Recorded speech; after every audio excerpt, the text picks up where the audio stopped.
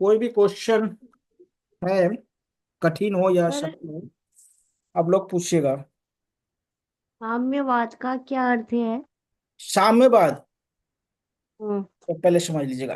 पहले थोड़ा सा इसको क्रमबद्धता से समझेंगे तो पहले समझ लेंगे। देखिए, देखिए हमारे यहाँ पे पहले राजतंत्र हुआ करता था। एक एक चीज को हम्म। समझिएगा तब आपको समझ में आएगा। राजतंत्र में क्या था, राजा ही श्रेष्ठ होते थे और जो प्रजा होते थे उनको कोई अधिकार होता नहीं होता था। जब ये राजतंत्र टूटा तो इसमें दो तरह के व्यवस्था मेनली शुरू हुआ। एक आपका लोकतांत्रिक व्यवस्था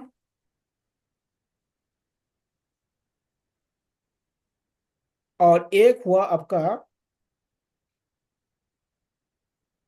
समाजवाद।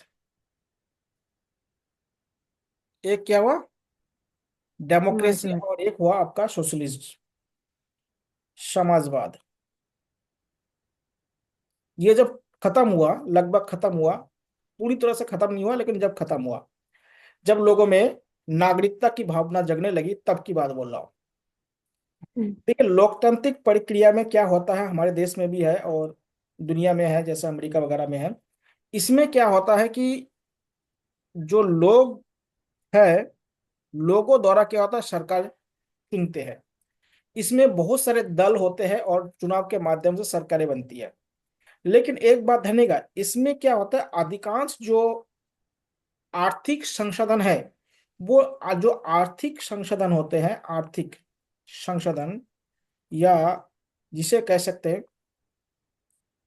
इकोनॉमिकल रिसोर्स जिसे कहते हैं, वो किसके पास रहता है, निजी हाथों में रहता है।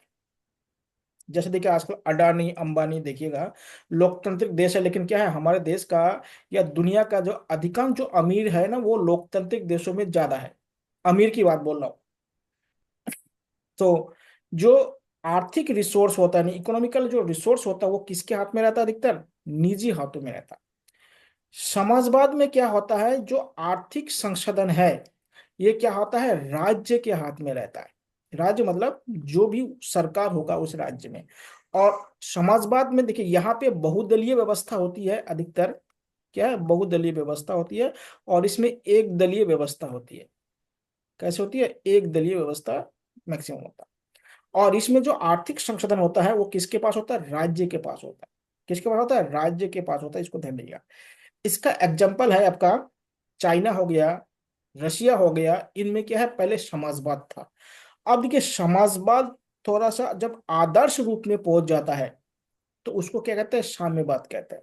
आदर्श रूप में मतलब क्या होता है कि जो सरकारें हैं अपने जनता को रहने खाने और जो कपड़े वगैरह होता है, आवाज वगैरह होता है, एजुकेशन वगैरह होता है, वो सब क्या होता है, नागरिक के लिए फ्री होता है। आप लोग देखेंगे चाइना में क्या होता है, लोगों की सैलरी बहुत कम होती है।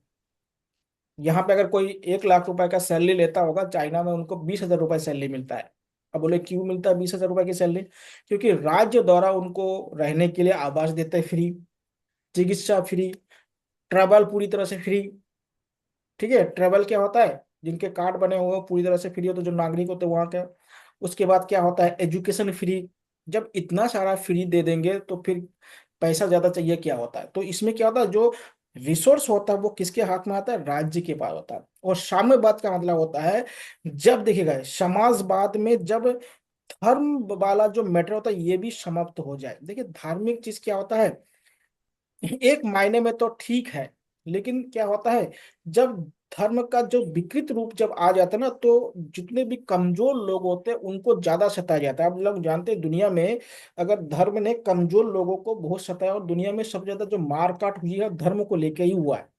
लेकिन धर्म में बोलता है कि मारकाट मत करो, लेकिन उसी के लिए क्या सबसे ज्यादा मारकाट होती है। तो साम्यवाद में होता है कि कोई भी व्यक्ति का कोई धर्म नहीं होगा, कोई राज्य का तो धर्म होगा ही नहीं, और व्यक्ति का भी कोई धर्म नहीं होगा। अब देखिए रशिया में चाइना में क्या है, अब धीरे धीरे लोग थोड़ा सा धार्मिक बन रहे हैं, लेकिन अधिकांश लोग क्या नास्तिक है, क्या है, नास्तिक है। तो समाजवाद का जो उत्कृष्ट रूप होता है उसको क्या कहते हैं, साम्यवाद कहते हैं। साम्यवाद में आर्थिक संसाधन हो गया, धर्म हो गया, ये सब क्या होता है, राज्य के पास होता है। राज्य किसी पर फोर्स नहीं करते कि आप इसको माने चाहे ना माने। और इसमें एक दलीय व्यवस्था होता है, जैसे आप लोग चाइना में देखे होंगे, वहां पे एक दलीय व्यवस्था, रशिया में देखिएगा। लेकिन कभी कभी क्या होता है, ये जो एक दलीय व्यवस्था होता है उसमें क्या होता है, एक व्यक्ति ज्यादा शक्तिशाली बन जाता है या एक पार्टी बहुत ज्यादा शक्तिशाली बन जाता है, तब निरंकुश भी हो जाता है। आप लोग देखिए, रशिया में पुतिन कितने सालों से राष्ट्रपति है। चाइना में भी देखिएगा, जो चाइनीज कम्युनिस्ट पार्टी है वो हमेशा सत्ता में रहता है, वो जिसको चाहते हैं उसको राष्ट्रपति बनाते हैं। लेकिन क्या होता है, जहाँ पे डेमोक्रेसी है वहां पे क्या होता है, कोई जरूरी नहीं है कि कोई सत्ता में रहे। जैसे देखिए अभी दिल्ली में क्या है, 27 साल तक बीजेपी सत्ता में नहीं थे, अभी जीत गए हैं। हो सकता है कि अगले आने वाले चुनावों में बीजेपी हार जाए। तो यहाँ पे सरकार बदलती जाती है और एक दलों का प्रभाव नहीं रहता। और साम्यवाद में बहुत सारे चीजों में अच्छाई है। देखिए कोई भी सिद्धांत फूल प्रूफ नहीं है। अगर आप बोलेंगे कि मैं इस मत को मानता हूं तो ये एकदम सही है, दुनिया में नहीं हो सकता है। या आप बोलेंगे दूसरा वाला जो मत है उसमें कोई कमियां और कोई अच्छाई नहीं है, ऐसे भी गलत है। हर मत में, हर सिद्धांत में अच्छाई और बुराई रहती है, क्योंकि जो मत को बनाते हैं वो भी इंसानी है। क्योंकि इंसान का अपना व्यक्तिगत हित बहुत समय काम करते हैं, तो व्यक्तिगत हित के लिए क्या होता है, पूरी तरह से कोई भी सिद्धांत फूल प्रूफ नहीं हो सकता है। ठीक है, दुनिया में कोई भी जो सिद्धांत होता है पूरी तरह से सही नहीं हो सकता है, उसमें कमियां हमेशा रहता है, समय के अनुसार कमियां ज्यादा अच्छा हो सकता है। तो ध्यान दीजिएगा, तो साम्यवाद का मतलब होता है समाजवाद का उत्कृष्ट रूप, जिसमें आर्थिक संसाधन और धर्म को क्या होता है, राज्य के हाथ में रहता है। जिसको मानना है माने, जिसको ना मानना है। अभी भी देखिए दुनिया में 40% ऐसे लोग हैं जो किसी भी धर्म को नहीं मानते, फिर भी वो लोग जिंदा है। और बाकी लोग जो बहुत ज्यादा धार्मिक व्यक्ति है वो भी जिंदा है। तो ऐसे कोई जरूरी नहीं कि जो लोग केवल धार्मिक है वही क्या होगा, जिंदा रहेंगे, और जो नास्तिक है, जो धर्म को नहीं मानते हैं, वो जिंदा नहीं होगा। देखिएगा हमारे देश में भी क्या है, अगर हिंदू धर्म के हिसाब से देखेंगे तो जो बौद्ध धर्म है, जो जैन धर्म है, ये नास्तिक संप्रदाय कहा जाता है, लेकिन वो भी जिंदा है। और गौतम बुद्ध को आजकल क्या कहा जाता है, लाइट ऑफ एशिया कहा जाता है। तो इसमें धार्मिक पृष्ठभूमि को भी क्या होता है, ऐड किया जाता है साम्यवाद में। क्योंकि देखिए जो इसका जो विचार आया ना, वो कार्ल मार्क्स, एक व्यक्ति का नाम सुने होंगे आप लोगों ने, कार्ल मार्क्स के विचारधारा से आया है। और कार्ल मार्क्स का के अनुसार हम बोलते हैं कि जो धर्म है वो एक अफीम जैसा होता है। जो लोग जितना ज्यादा धार्मिक बनते रहते हैं, वो क्या होता है, धीरे धीरे क्या होता है, कट्टरता उसमें ज्यादा आने लगती है, क्योंकि वो केवल अपने बारे में ज्यादा सोचते हैं। इसलिए धर्म से ज्यादा क्या है, सबसे बड़ा क्या है, आध्यात्मिक जो होता है वो ज्यादा अच्छा होता है। और एक बात है, अच्छा धार्मिक बनने के लिए नास्तिक होना बहुत जरूरी है। अगर जो व्यक्ति नास्तिक नहीं हो सकता, वो व्यक्ति धार्मिक नहीं हो सकता है। इसको भी ध्यान रखिएगा। चलिए वो अलग मैटर है। अब देखिए हम लोग आज, और कोई क्वेश्चन हो तो बताइएगा। जल मंडल, या जो हमारे यहाँ पे जो वाटर स्फीयर है उसके बारे में हम बातचीत करेंगे। देखिए जल, आपको पता है कि लगभग 71% क्या है, हमारे धरती पर पानी है, लेकिन हम उसको यूज नहीं कर सकते। अब क्यों नहीं कर सकते, क्योंकि ये पानी क्या खरापन है इसमें, यानी नमकीन है, नमक है। नमक में क्या होता है, देखिए जल में सबसे जो नमक होता है ना, उनको क्या कहते हैं, सबसे अधिक जो नमक होता है उसको NaCl कहते हैं। जो लोग हम सफेद नमक जिसका इस्तेमाल हम लोग करते हैं ना, जो सफेद नमक है जिसको, या साधारण नमक जिसे कहा जाता है, उसको NaCl कहते हैं। समुद्र के पानी में सबसे ज्यादा जो लवण पाया जाता है उसको NaCl कहते हैं। MgCl भी होता है, और भी बहुत सारे अलग अलग लवण होते हैं, लेकिन सबसे ज्यादा NaCl होते हैं। इसलिए क्या होता है, हम इन समुद्र के जल को हम यूज नहीं कर पाते। ध्यान दीजिएगा। और देखिए ये जो जल है उसका लगभग क्या है, 96% क्या है, खारापन है उसमें। खारा मतलब नमकीन है, मतलब क्या है, NaCl या जो लवण है वो ज्यादा है। और जो केवल फ्रेश वाटर है, वो क्या होता है, लगभग 2.1% क्या है, फ्रेश वाटर है, जिसको हम पीते हैं। और इन फ्रेश वाटरों में से जो अधिकांश जो जल है वो ग्लेशियर में है। इस बात को ध्यान रखिएगा। ये जो ग्लेशियर होता है, ये अधिकांश जो स्वच्छ पानी है उसमें से अधिकांश जो जल होता है वो क्या, कहाँ पाया जाता है, ग्लेशियर में पाया जाता है। और भूजल और खाड़ी में जो जल होता है वो केवल 1% है। ध्यान दीजिएगा, जो हमारे यहाँ पे सागर हो गए, ये छोटे छोटे जो तालाब हो गया, नदियां हो गए, इन सब में मिलके 1% है। देखिए ये जो ग्लेशियर के जो जल होता है ना, ये भी पीने योग्य नहीं है। अब आपसे अगर पूछा जाए क्या ग्लेशियर का जल पीने योग्य है, पीने योग्य नहीं है, ये पीने योग्य नहीं है। आप बोले क्यों नहीं है? इसलिए नहीं है क्योंकि ग्लेशियर के जल में क्या नहीं है, मिनरल्स नहीं है, जिसको लवण कहते हैं। क्या नहीं है, मिनरल्स नहीं होता है। देखिए सबसे बढ़िया पानी अगर जो है वो है आपका जो पहाड़ों में जो स्रोत से जो पानी आता है, और बहुत सारे पत्थरों से मिट्टी से टकरा के जो आते हैं, ये जो जल होता है ये सबसे अच्छा पीने वाला जल होता है। आजकल देखिए क्या होता है, इन जलों को भर भर के क्या होता है, जो बीमारी लोग होते हैं, जो अधिकतर पेट की बीमारी जो लोग होते हैं उनको जाता है। और अधिकतर क्या होता है, जो सल्फर युक्त जो जल होता है, जिसको गंधक का जल कहा जाता है, जो गर्म स्रोत से निकलते हैं, उत्तराखंड में बहुत जगह से निकलते हैं, वो जल क्या होता है, जो पेट की बीमारी हो तो उसको ठीक करते हैं, जैसे कब्ज वगैरह होता है, पेट में खराबी जो होता है उसके लिए बहुत इस्तेमाल किया जाता है। ये ध्यान रखिएगा। तो ग्लेशियर का जल क्यों अच्छा नहीं है, क्योंकि इसमें क्या नहीं है, इसमें मिनरल्स नहीं है। उसके बाद जो आप लोग आरओ का इस्तेमाल करते हैं, हम लोग, आप लोग क्या है, अधिकतर लोग आजकल करने लगे हैं, ये भी क्या पीने योग्य नहीं है, लेकिन फिर भी हम पीते हैं। थोड़ा स्टैंडर्ड हो गया, आरओ लगा घर में। देखिए आरओ का होता है रिवर्स ऑस्मोसिस क्रिया कहते हैं इसको, जिसको रिवर्स ऑस्मोसिस क्रिया कहते हैं। और इस क्रिया में क्या होता है, जो मिनरल्स होते हैं वो मिनरल क्या पानी से अलग कर देते हैं। जब मिनरल्स ही नहीं रहेगा तो क्या होगा, देखिए किसी जल में से अगर ये जल है, इनमें से अगर मिनरल्स को अगर अलग कर दिया जाए तो ये क्या होता है, इसको डिस्टल वाटर कहते हैं, जिसको अशुद्ध जल कहते हैं, या डिस्टल वाटर कहते हैं, अशुद्ध जल कहते हैं। और अशुद्ध जल क्या होता है, पीने योग्य नहीं होता। आप लोग देखिएगा आजकल तो नहीं इस्तेमाल करते, पहले के जमाने में जो इंजेक्शन वगैरह होते थे ना, उनको धोने के लिए से इसका इस्तेमाल करते हैं। या आप लोग देखे होंगे गुलाब जल वगैरह जो बनाए जाते हैं, या इस तरह के जो स्टू बनाए जाते हैं, गुलाब जल वगैरह सुने होंगे, तो वो क्या होता है, अशुद्ध जल होता है, या उसको डिस्टल वाटर कहा जाता है। तो ये भी क्या है, पीने योग्य नहीं होता है। ध्यान दीजिएगा, जिनमें मिनरल होगा उसको पीने योग्य बनाया था। और आजकल देखिए मिनरल के साथ साथ क्या आयोडीन भी ऐड किया जा रहा है, क्योंकि आयोडीन की कमी से भी बच्चों में बहुत सारे बीमारी होता है, मैक्सिड्रामा होता है, उसके बाद ग्वाटा जिसको घेंगा रोग कहते हैं, ये सारे रोग इसमें होते हैं। तो आयोडीन की कमी से, इसलिए देखिए आजकल जो नमक आते हैं, जो सफेद नमक होता है, उसमें लिखा रहता है आयोडीन युक्त नमक लिखा रहता है। एक बात ध्यान रखिएगा। दूसरी बात क्या होता है कि सबसे बढ़िया जो अगर नमक अगर किसी को खाना चाहिए, वो रॉक साल्ट होता है। जो रॉक साल्ट होता है सबसे बढ़िया होता है।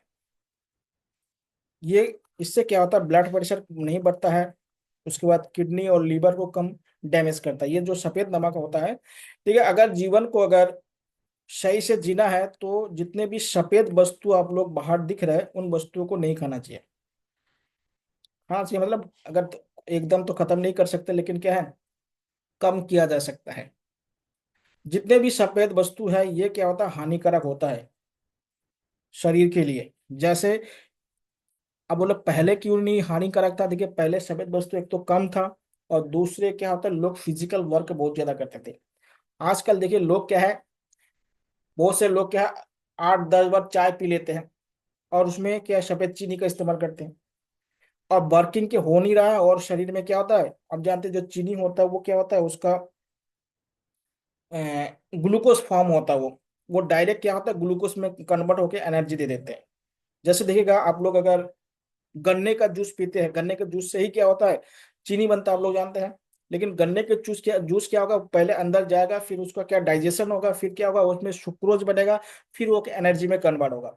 और चीनी जो हम लोग लेते हैं वो डायरेक्ट क्या है, ऑलरेडी ग्लूकोज फॉर्म में होते हैं। या मैदा हो गया, मैदा के ऊपर क्या होता है, आप लोग देखे होंगे कि मैदा के ऊपर क्या होता है, जो लेयर होता है गेहूं का, वो हटा दिया जाता है। मैदे से क्या होता है, लगभग जितने भी ये बेकरीज प्रोडक्ट बनता है वो सब उसमें बनता है, या मोमो चाउमीन वगैरह सब जितने भी चीजें बन रहा है। उसके बाद सफेद चावल, देखिए पहले के चावल में क्या होता, जो पॉलिश होता था बहुत कम होता था। आज के चावल में क्या पॉलिश होता है, सफेद चावल हो गया है। पहले लोग घर में कूटते थे चावल, जो ओखली वगैरह में, तो उसमें क्या है, चावल में से जो क्या होता है, उसका जो पीलापन होता था वो हटता नहीं था। आजकल क्या है, सुंदर दिखने के चक्कर में लोग क्या होता है, ये सारे चीज हो रहा है। तो सफेद चीज क्या होगा, और कम से कम 20 साल के उम्र के बाद व्यक्ति को, 20 साल के उम्र के बाद चीनी तो एकदम जीरो कर देना चाहिए। क्योंकि 20 साल के बाद क्या होता है, हमारे जो शरीर का जो वृद्धि होता है ना वो रुक जाता है। 20 साल के बाद लगभग क्या होता है, लोग की हाइट और बढ़ना बंद हो जाता है लगभग। और देखिए अधिकतर जो मोटापा होता है, जो जिसका बीमारी अगर जिसका नहीं है, वो क्या है 20 साल के बाद से वो क्या होता है, धीरे धीरे उसका शरीर फूलने लगता है, बीमारी अगर जिनका नहीं है। इसलिए 20 साल के बाद इन चीजों को इस्तेमाल या तो बंद कर देना चाहिए अगर स्वस्थ रहना है, या तो कम कर देना चाहिए। तभी क्या होगा, शरीर ज्यादा स्मूथ रहेगा। चलिए अलग बात है। तो यहाँ यहाँ पे क्या लवण होता है, तो लवण वाला युक्त जो जल होता है वो भी पीने योग्य नहीं होता। देखिए हमारे देश में जो गुजरात होता है वहां पे लवण की सबसे ज्यादा खेती की जाती है। जो समुद्र तटवर्ती क्षेत्र होते हैं वहां पे क्या होता है, लवण की खेती होती है। कि लवण बनाया जाता है, जो साधारण लवण होता है उसको बनाया जाता है साल्ट। फिर आगे देखिएगा, ये जो कल आपको बता कि इसमें कितने कितने महासागर है, यानी ओशन है। देखिए हम आपको पता है कि 5 ओशन है। कितने ओशन है, 5। ठीक है, ये दिखाई दे रहा है आपको पैसिफिक ओशन, जो सबसे बड़ा है, नंबर 1 पे यही है। एरिया के हिसाब से देखा जाए तो पैसिफिक ओशन सबसे बड़ा है। पैसिफिक ओशन के बारे में थोड़ा जानकारी भी यहाँ पे ले लीजिएगा। देखिए पैसिफिक ओशन लगभग हमारे जो पृथ्वी है उसका 1/3 है। पृथ्वी जितना क्षेत्रफल है उसका क्या है, 1/3 क्या है, पैसिफिक ओशन है, सबसे बड़ा ओशन है। दूसरी बात क्या होता है, पैसिफिक ओशन में क्या होता है, इसके जो पैसिफिक ओशन में बहुत सारे क्या ज्वालामुखियां पाई जाती है, यानी वोल्केनो माउंटेन पाया जाता है। जहां पे क्या होता है, हमेशा क्या होता है, वोल्केनो का क्या होता है, विस्फोट होने लगता है। इसलिए पैसिफिक के जो ओशन है इनके, इनको क्या होता है, इनके जितने भी यहाँ पे पहाड़ पाया जाता है, नहीं माउंटेन पाया जाता है, उसको क्या रिंग ऑफ फायर कहा जाता है। रिंग ऑफ फायर कहा जाता है। अगर आपसे पूछा जाए कि रिंग ऑफ फायर किसे कहता है, तो प्रशांत महासागर के जो माउंटेन में जो ज्वालामुखी विस्फोट होता है उसको रिंग ऑफ फायर कहते हैं, मतलब हमेशा आग निकलते रहते हैं। तो रिंग ऑफ फायर कहाँ पाया जाता है, प्रशांत महासागर में पाया जाता है। और विश्व का सबसे ज्यादा ज्वालामुखी, 60% ज्वालामुखी क्या होता है, प्रशांत महासागर में पाया जाता है। इसको ध्यान रखिएगा, प्रशांत महासागर में सबसे ज्यादा ज्वालामुखी पाई जाती है। और ज्वालामुखी होगा तो यहाँ पे भूकंप भी होता है। आप लोगों ने देखा जापान का नाम सुने होगा, इधर क्या होता है, भूकंप बहुत ज्यादा होता है। क्यों, क्योंकि ये सब पैसिफिक ओशन में है। जापान वगैरह कहाँ पे है, पैसिफिक ओशन में, इसलिए यहाँ पे भूकंप वगैरह बहुत ज्यादा आता है। और वोल्केनो जो होता है उसका भी विस्फोट होता है। दूसरी बात होता है कि ये जो प्रशांत महासागर है, देखिए एक साइड आप लोग दिखाई दे रहा है, यहाँ पे ऑस्ट्रेलिया है, यहाँ पे अमेरिका है, और ये जो पार्ट दिख रहा है ये अमेरिका है, ये उत्तरी अमेरिका है, ये दक्षिणी अमेरिका है, और ये एशिया वाला भाग है। कौन सा, एशिया। ये देखिए जापान है, ये ऑस्ट्रेलिया है, ये चीन वाला भाग भाग है, इसको ध्यान रखिएगा। ये अलास्का वाला भाग आपको बताया था, ये सारे भाग है। और पैसिफिक ओशन का जो सबसे गहरा बिंदु है, जिसको चैलेंजर गर्त कहा जाता है या मेरियाना गर्त कहते हैं, मेरियाना गर्त, जो क्या है पृथ्वी का सबसे गहरा बिंदु है, लगभग 11 किलोमीटर गहरा है। कितना किलोमीटर गहरा है, 11 किलोमीटर गहरा है। तो पृथ्वी पर सबसे गहरा स्थान कौन सा है, मेरियाना गर्त या चैलेंजर गर्त कहा जाता है, जो प्रशांत महासागर में है। कि कहाँ पे है, प्रशांत महासागर में है। इसको ध्यान दीजिएगा। तो पहला तो ये हो गया प्रशांत महासागर। दूसरा जो हमारा ओशन है वो है अटलांटिक महासागर। देखिए अटलांटिक महासागर अंग्रेजी के एस आकार में है। ये क्वेश्चन पूछा गया, अंग्रेजी किस आकार में है, एस आकार में है। यहाँ पे अगर आप लोग देखेंगे तो देखिए ये ऐसे बने हुए हैं, ये एस आकार में है। ठीक है, देखिए यहाँ पे अमेरिका है, उत्तरी अमेरिका, दक्षिणी अमेरिका, ये अफ्रीका हो गया, और ये यूरोप का पार्ट हो गया। इनके बीच में अटलांटिक महासागर है। अटलांटिक महासागर में विशेषता क्या है पहले समझ लीजिएगा। देखिए अटलांटिक महासागर में लवणता सबसे ज्यादा पाई जाती है। क्या ज्यादा सबसे ज्यादा पाई जाती है, लवणता, पहली बात। दूसरी बात, अटलांटिक महासागर में ये जो क्षेत्र आप लोग दिखाई दे रहा है, यहाँ पे एक सागर है जिसको सारगेसो सागर कहा जाता है। सारगेसो सागर कहा जाता है। ठीक है, दुनिया का एकमात्र ऐसा सागर है जिसका कोई सीमा नहीं है, कोई बाउंड्री नहीं है, क्या नहीं है, सीमा नहीं है। कुल मिला के ये जो सार्गेसो सागर है ना, ये शैवाल से बना हुआ है। किससे बना है? शैवाल से बना हुआ है। इसलिए क्या होता है, इसका कोई सीमा नहीं है। तो घास का, यानी शैवाल एक तरह के घास होते हैं, तो घास के उसमें बने हुए हैं। देखिए आप लोग पढ़ेंगे, जब ठंडी जलधारा और जो गर्म जलधारा होता है, गर्म, जब ये दोनों जिस जगह पे मिलते हैं ना, वहां पे क्या होता है? शैवाल का निर्माण होता है, जिसको एल्गी कहते हैं। एल्गी का निर्माण होता है। और आपको पता है कि जो हमारे पृथ्वी पर सबसे ज्यादा ऑक्सीजन जो प्रदान करता है ना, वो एल्गी प्रदान करता है। इस सागरों में क्या भरा हुआ है? एल्गी भरा हुआ है। ध्यान दीजिएगा। तो ये सार्गेसो सागर भी किसका बना हुआ है? एल्गी का बना हुआ है। और जहां पे इन दोनों करंट मिलते हैं ना, तो एल्गी जब ज्यादा होगा, तो यहाँ पे क्या है, जो मत्स्य है, जो मछली पालन बहुत होता है, मछली जो पकड़ होता है, मछली को पकड़ा जाता है, मछली पालन ज्यादा होता है। ध्यान दीजिएगा, जहां पे ठंडी जलधारा और गर्म जलधारा आपस में मिलती है, तो वहां पे क्या है, आपका शैवाल ज्यादा पाया जाता है और शैवाल का निर्माण होता है, और वहां पे क्या है, मछली पालन ज्यादा होता है। इसको ध्यान रखिएगा। तो ये एस आकार का है, यहाँ पे एक सार्गसो होता है। उसके बाद देखिए क्या होता है कि यहाँ पे अगर आप जाएंगे तो इसको 34 अक्षांश रेखा कहा जाता है। ये जो अक्षांश रेखा है ना, यहाँ पे पहले यूरोप के लोग क्या है, घोड़े लेके क्या होता है, ये इंडिया में पहुंचते थे।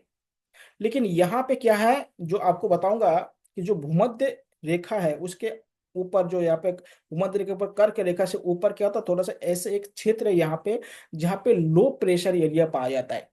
क्या पाया जाता है? लो प्रेशर एरिया पाया जाता है। तो यहाँ पे क्या है, जो जल जहाज होते थे वो आगे बढ़ नहीं पाते थे, तो यहाँ पे जो घोड़े वो लोग लेके आते थे, कुछ घोड़े को क्या होता है, समुद्र में फेंक देते थे। इसलिए जो 34 देशांतर रेखा ना, इसको अश्व अक्षांश कहा जाता है। कि घोड़े को वहां पे क्या था, फेंके जाते थे, क्योंकि वहां पे लो प्रेशर एरिया बनता है। क्या बनता है? लो प्रेशर एरिया इसमें बनता है। तो ये दूसरा सबसे बड़ा क्या है, महासागर है, जो क्या है, अटलांटिक महासागर। और अटलांटिक महासागर में आपको बता था कि यहाँ पे क्या है, यहाँ पे बरमूडा ट्राइंगल है, जिसको बरमूडा त्रिकोण कहा जाता है। यहाँ पे क्या होता है, लो प्रेशर एरिया होता है, लो प्रेशर एरिया पाया जाता है, यानी निम्न दाब क्षेत्र पाया जाता है। तो इसलिए क्या होता है कि यहाँ पे ना तो वायुयान ना तो जल जहाज यहाँ इसके ऊपर से या नीचे के तट पर चल नहीं पाते हैं। तो इसको क्या कहते हैं, बरमुडा ट्रायंगल पाया जाता है। कहाँ पे बरमुडा ट्रायंगल, कहाँ पे है? अटलांटिक महासागर में है। कहाँ पे है? अटलांटिक महासागर में ये स्थित है। इसको ध्यान रखिएगा। अगला जो महासागर है वो है हिंद महासागर। ठीक है, एकमात्र ऐसा महासागर है जो भारत के नाम पे पड़ा है, उसको कहते हैं इंडियन ओशन या हिंद महासागर। देखिए पहले इसका नाम रत्नाकर हुआ करता था। इसका प्राचीन नाम क्या है? रत्नाकर। इसको ध्यान दीजिएगा। ये क्या है, एक तरफ में अफ्रीका है और एक तरफ में ऑस्ट्रेलिया से घिरी हुई है। हिंद महासागर आजकल बहुत ज्यादा क्या है, इंपॉर्टेंट बन गया है, क्योंकि हिंद महासागर से क्या है, देखिएगा यहाँ पे क्या है, ये सब ऑयल कंट्री है। जो अरब कंट्रीज है, इसमें क्या पेट्रोलियम पाया जाता है, और इसी से होके क्या है, चाइना, उसके बाद कोरिया वगैरह में या इंडिया वगैरह में क्या होता है, तेल का क्या होता है, एक्सपोर्ट इंपोर्ट होता रहता है। तो इसलिए क्या होता है, इसकी महत्व बहुत ज्यादा बढ़ गया है। तो इसको ध्यान देगा, आजकल ये इसकी महत्व बहुत ज्यादा बढ़ गया। अभी आप लोगों ने न्यूज में सुना होगा कि हिंद महासागर में एक ऐसा द्वीप था जो ब्रिटेन के कब्जे में था, जिसको अभी क्या है, मॉरिशस को दिया गया है। उस द्वीप का नाम बताइएगा। बहुत बार क्वेश्चन उस द्वीप से पूछता है कि करेंट का है, कि कौन सा ऐसा द्वीप है जिसको हिंद महासागर में है, और उसको क्या है, ब्रिटेन पे कब्जा था, उसको ब्रिटेन से लेकर उसको मॉरिशस को दिया गया है। तो ये क्या है, तीसरे नंबर के सबसे बड़े क्या है, महासागर है। तो इसको ध्यान देगा। जो चौथा महासागर है वो है आपका आर्कटिक महासागर है। ठीक है, आर्कटिक महासागर क्या, बर्फ से ढका हुआ है। किससे ढका हुआ है? बर्फ से ढका हुआ है। ये पूरी तरह से बर्फ से ढका हुआ है। इसमें क्या है, बहुत ज्यादा खनिज पदार्थ है। ये जो आर्कटिक महासागर है, अभी इसमें किसी देश का कब्जा नहीं है, क्योंकि ये बर्फ से ढके हुए है। यहाँ पे ओनली रिसर्च वगैरह होते हैं, बस से था, क्योंकि अभी जो धीरे धीरे जो ग्लेशियर है ना वो पिघल रहा है, तो यहाँ के अंदर जो पेट्रोलियम वगैरह है उसको लेने के लिए दुनिया के देश इस पे क्या है, अपना हक जमाने की बात चल रहा है। जो लास्ट है जिसको अंटार्कटिक महासागर या दक्षिणी महासागर भी कहा जाता है, इसको ध्यान रखिएगा। ये भी क्या है, अधिकांश इसका भाग क्या है, बर्फ से ढके हुए है। किससे ढके हुए हैं, बर्फ से ढके हुए हैं। मेन आप लोगों से क्वेश्चन पूछते हैं ये तीन महासागर से, प्रशांत, अटलांटिक और हिंद महासागर से अगर कोई क्वेश्चन बनता है तो इसी में से पूछा जाएगा। ठीक है, तो इनको ठीक है नोट्स में दे रखा है, आप लोग पढ़िएगा। अगर नहीं समझ में आता है तो फिर आप लोग पूछिएगा। ये देखिए पांच महासागरों के बारे में दे रखा है, इसके जो गर्त वगैरह है वो भी इसमें लिखा हुआ है, इसको ध्यान दीजिएगा।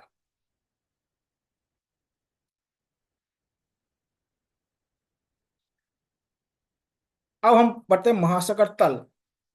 अगर आप महासागर की तरफ अगर जाएंगे, यानी स्थल से अगर सागर की तरफ जाएंगे, तो देखिए सबसे पहले जो भाग आता है उसे कहते हैं कॉन्टिनेंटल शेल्फ कहा जाता है, जिसको महासागरीय ढाल जिसे कहा जाता है, क्या कहते हैं, महासागरीय मग्न तट या ढाल कहा जाता है, ध्यान देगा।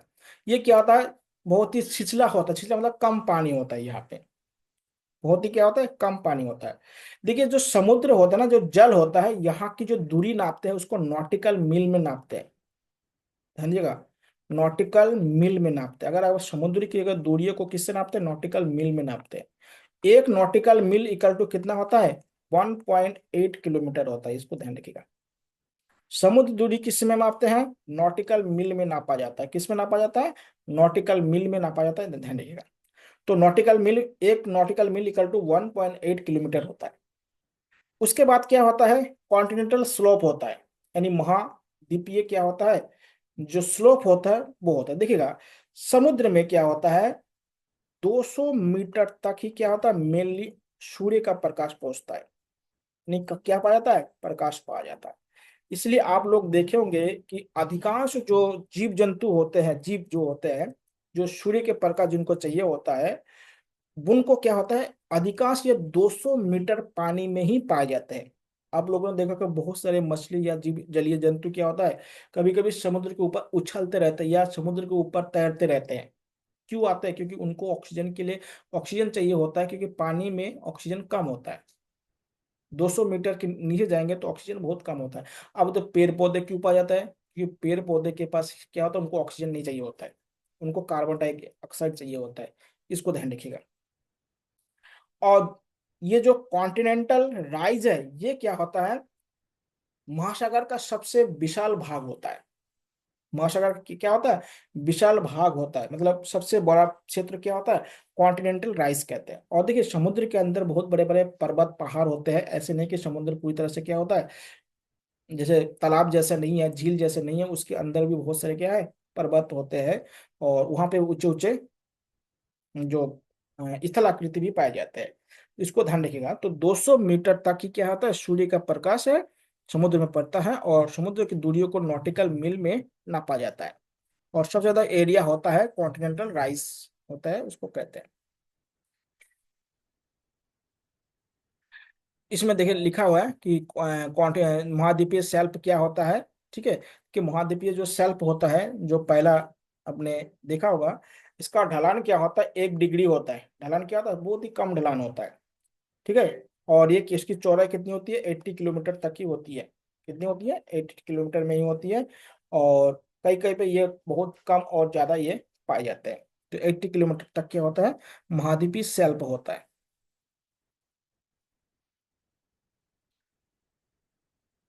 उसमें महाद्वीपीय जो ढलान होता है वो 2 से लेके 5 डिग्री तक होता है, उसके ढलान होता है। और इसकी जो गहराई होती है 200 मीटर से लेके क्या होता है, 3000 मीटर तक इसकी गहराई होती है। और इसमें जो जल धारा वगैरह होता है ये चलते रहते हैं, समझिएगा। गहरे समुद्र क्या होता है, सबसे बड़ा भाग होता है, और इसमें क्या होता है, इसकी जो औसत गहराई होती है 6000 मीटर तक होती है। कितनी होती है, 6000 मीटर तक होती है, इसको ध्यान रखिएगा। और मरीना ट्रेस क्या है, सबसे ज्यादा है, इसमें पाया जाता है। अब आते हैं महाद्वीपीय जल का तापमान।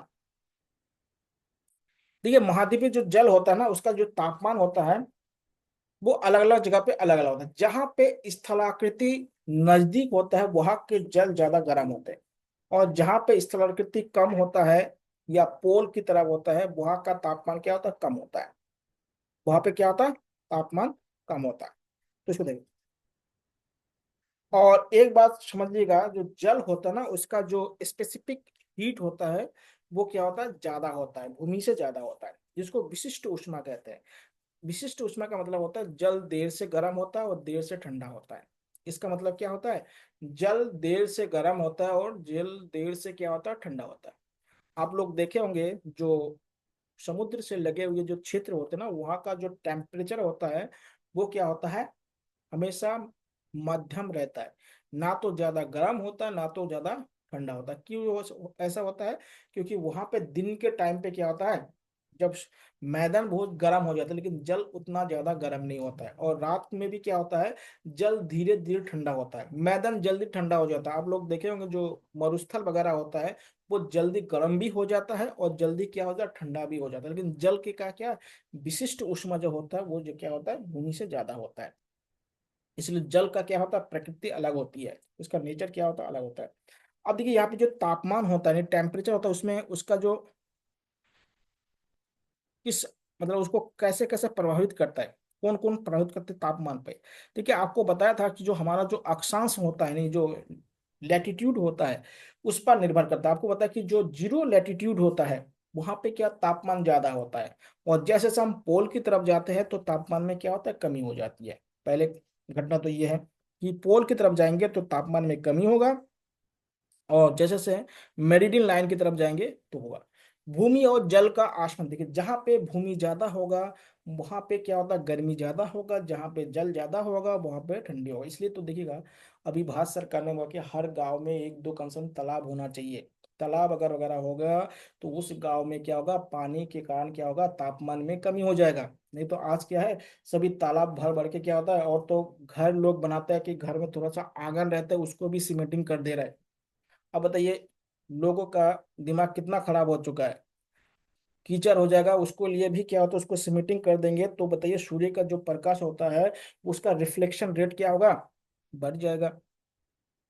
और जो भूमि जो गर्मी को सोखते थे वो भूमि को क्या होता है, उस गर्मी को सोखने का क्या था, समय ही नहीं मिल पा रहा है, क्योंकि भूमि है ही नहीं, दिक्कत ज्यादा होने लगे। तो लोग पता नहीं इतना समझ पाते हैं कि नहीं पाते, उनको अलग मैटर है। तो भूमि और जल, इसलिए देखिएगा जो उत्तरी गोलार्ध है ना, उत्तरी गोलार्ध में जो जल होते हैं उसमें क्या होता है, वो ज्यादा गर्म होते हैं, और तापमान क्या होता है, ज्यादा होता है। और दक्षिणी गोलार्ध में क्या होता है, स्थल आकृति कम है और जल ज्यादा होता है, इसलिए दक्षिण जो गोलार्ध होता है उसमें गर्मी कम होता है।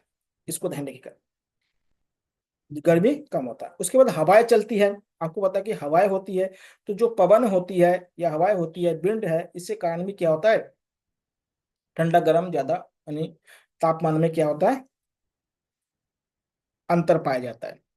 उसके बाद महासागरीय धाराएं जो होता है, जो अभी आपको अगले क्लास में बताऊंगा, मतलब कि जो जलधाराएं होता है, चाहे वो गर्म जलधारा हो ठंडे जलधारा हो, उसी कारण क्या होता है, निर्भर करता है। क्यों निर्भर करता है, क्योंकि देखिए जहां जहां से गर्म जलधारा बहेगी वहां का क्षेत्रों को क्या गर्म कर देगा, और जहां जहां से ठंडी जलधारा प्रवाहित होगा वहां क्षेत्र ठंडा हो जाएगा। एक बात आपको बता देता हूँ, महाद्वीप के जो पश्चिमी भाग है उसके किनारे से ठंडी जलधारा बहती है, इसलिए यहाँ क्षेत्र क्या होता है, ठंडा रहता है, लेकिन यहाँ पे बारिश नहीं होता है। इसलिए आप लोग देखे होंगे जितने भी बड़े बड़े डेजर्ट है वो क्या है, कॉन्टिनेंट के पश्चिमी वाले भाग में है। और जो पूर्वी भाग होता है कॉन्टिनेंट के यानी महाद्वीप के, उसमें क्या था, गर्म जलधाराएं बहती है, और गर्म जलधारा में क्या होता है, नमी होती है, और नमी होगा तो वहां पे क्या बारिश करवाएगा, और बारिश करवाएगा तो जितने भी अभी आगे बढ़ेंगे चक्रवात, जितने भी चक्रवात आते हैं जिसको साइक्लोन कहते हैं, वो क्या है, पूर्वी भाग में। देखिए भारत को भी देखिएगा, भारत के पूर्वी भाग में चक्रवात ज्यादा आता है, भारत के पश्चिम भाग में क्या मरुस्थल है, थार का मरुस्थल। अभी आपको अफ्रीका में बताया था, अफ्रीका में क्या है, जो कालाहारी का मरुस्थल कहाँ है, पश्चिमी भाग में।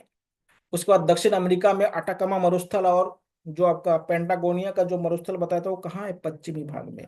तो जल धारा भी क्या होता है, लेकिन आजकल क्या हो रहा है, बहुत सारे कृत्रिम एक्टिविटीज भी हो रहा है, जैसे समुद्र जहाज है, पनडुब्बी चलते हैं, विस्फोट किया जाता है, सैटेलाइट लॉन्च की जाती है। इन सभी के कारण भी क्या है, टेम्परेचर में अंतर आते हैं। अब देखते हैं लवणता, थोड़ा सा देख लेते हैं समुद्र जल में लवणता। लवणता देखिएगा, इसको पढ़ लीजिएगा कि यही आपको बताया गया है, समुद्र में लवणता। देख लेते हैं। देखिए समुद्र में लवणता मतलब क्या होता है कि जो समुद्र है उसके जल में लवण की कितनी मात्रा होती है। देखिएगा, जो समुद्र में जो लवणता होते हैं ना, वो 100 नहीं बल्कि 1000 ग्राम में उसको नापा जाता है। 1000 ग्राम में नहीं। देखिए हमारे जो पूरे समुद्र है उसके जो औसत लवणता कितना है, 35 ग्राम पर 1000 मिलीमीटर, पर 1000 मिलीमीटर। यानी 1 लीटर पानी में 35 ग्राम क्या होता है, लवण होता है। ये औसत लवणता, ये हमारे समुद्र का क्या है, औसत लवणता है। समुद्र का क्या है, एवरेज सैलिनिटी है।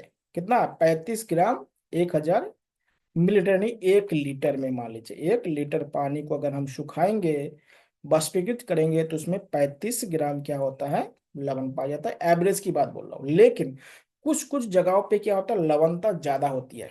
देखिए दुनिया में सबसे लवणता वाला जो झील है वो वान झील है।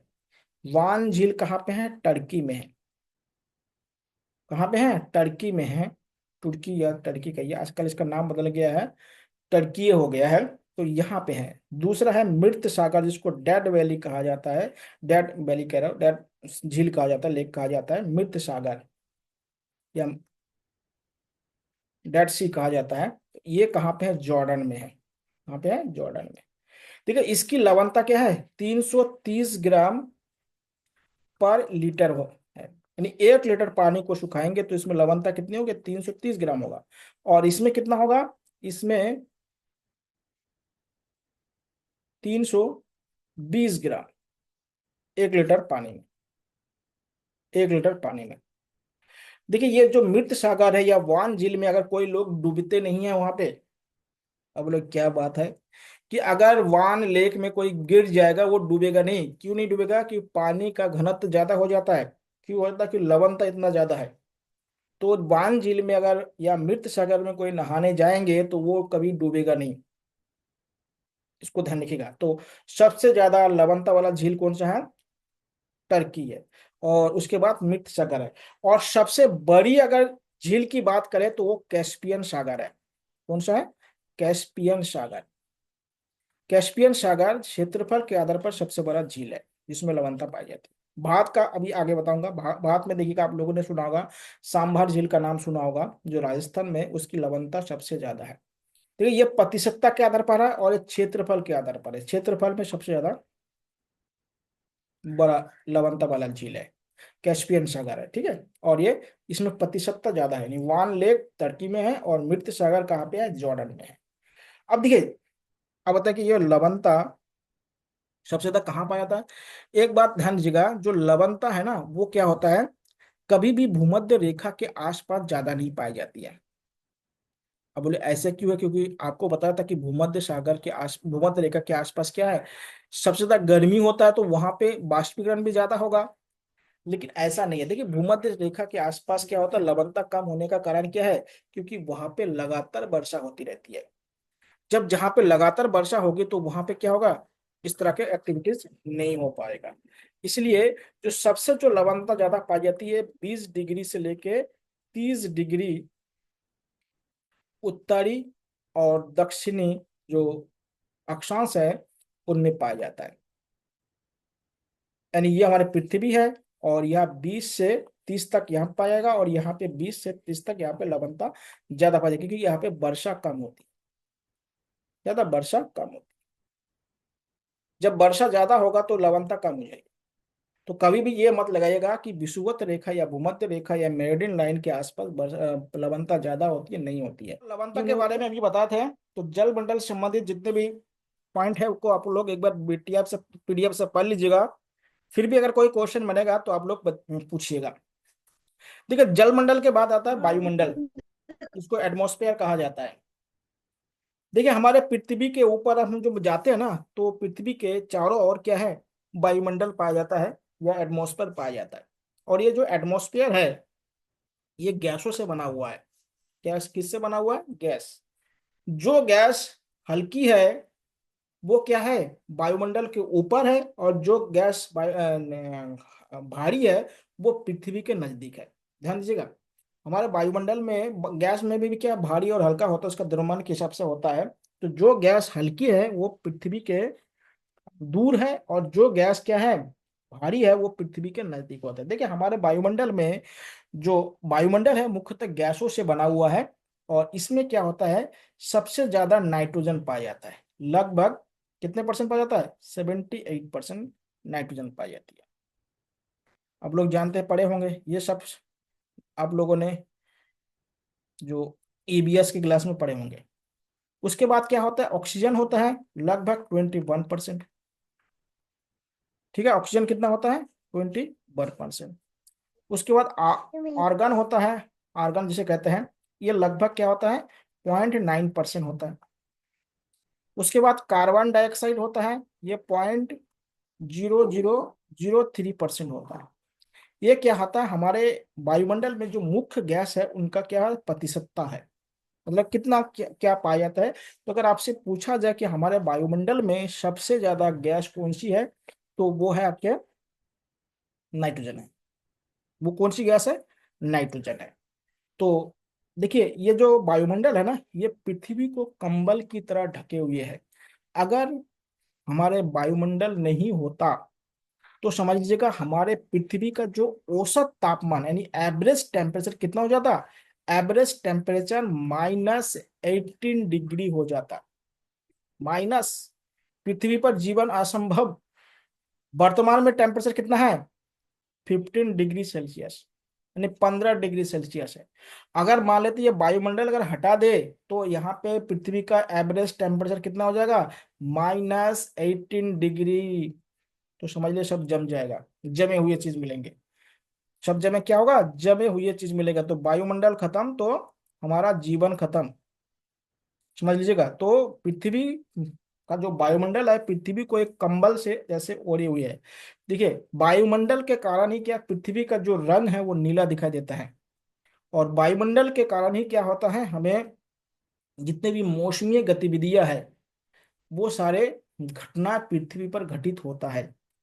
देखिए जहां जिस भी ग्रह पर वायुमंडल नहीं होगा, वहां पे मौसमी एक्टिविटीज नहीं होगा। जैसे चंद्रमा मान लेते हैं, चंद्रमा पे बारिश क्यों नहीं होता है? क्योंकि वहां पे वायुमंडल है नहीं। तो वायुमंडल क्या होता है, ग्रेविटी को भी बनाए रखता है, इसको भी ध्यान रखिएगा। अब देखिए ये जो वायुमंडल है इसका क्या है, 5 परत है, यानी 5 लेयर है। कितने परत है? 5 परत है या लेयर है। कितने लेयर से हमारा वायुमंडल बना है? 5 लेयर से बना हुआ है। सबसे जो नीचे वाला जो परत है उसको क्या कहते हैं, शोभ मंडल या ट्रोपोस्फियर कहा जाता है। उसके ऊपर वाला जो मंडल है उसको क्या कहते हैं, समताप मंडल कहते हैं। इसको स्ट्रेटोस्फियर कहा जाता है। फिर क्या आता है, मध्य मंडल है, इसको क्या है, मेसोस्फियर कहा जाता है। ताप मंडल या इसको आयन मंडल कहते हैं, इसको आयनोस्फीयर कहा जाता है। और सबसे बाहर जो ऊपर वाला है उसको बाह्य मंडल कहा जाता है या एक्सोस्फीयर कहा जाता है। तो ये 5 मंडल हमारे, मतलब 5 क्या है, वायु के लेयर है, और इसको 5 मंडलों में भाग किया जाता है इसकी प्रकृति के आधार पर, इसमें जो एक्टिविटीज होता है उसके आधार पर। ठीक है, सबसे इंपॉर्टेंट जो लेयर है उसको कहते हैं शोभ मंडल या टोपोस्फियर कहते हैं। टोपोस्फियर या शोभ मंडल कहते हैं इसको। इसको ध्यान रखिए। देखिए शोभ मंडल और टोपोस्फियर क्यों इंपॉर्टेंट है, इसमें दो चीज ध्यान रखिएगा।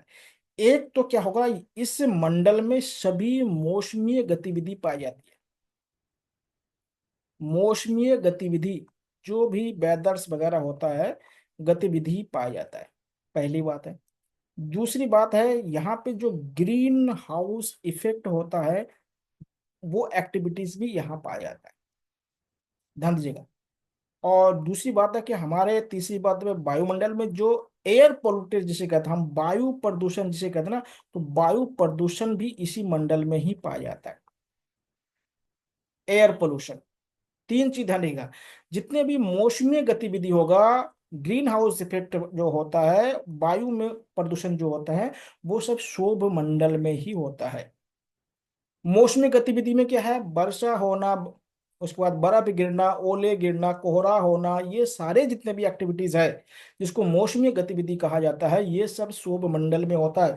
शोभ मंडल के ऊपर कहीं बारिश नहीं होता है, ध्यान रखिएगा।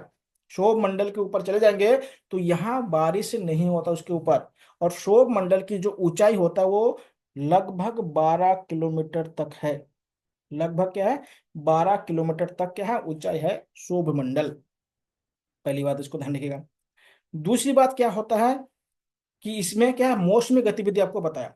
दूसरी बात क्या होता है कि जो शोभ मंडल होता है ना, यहाँ पे वायुयान नहीं चलाया जा सकता है। जो जितने भी आप लोग अगर एरोप्लेन में कभी सफर किए होंगे, तो एरोप्लेन जो होता है वो शोभ मंडल में नहीं चलाया जाता है। क्यों? क्योंकि बादल होते हैं, तूफान होते हैं, तो इसी कारण क्या होता है, बिजली चमकते हैं, इसलिए नहीं चलाया जा सकता है।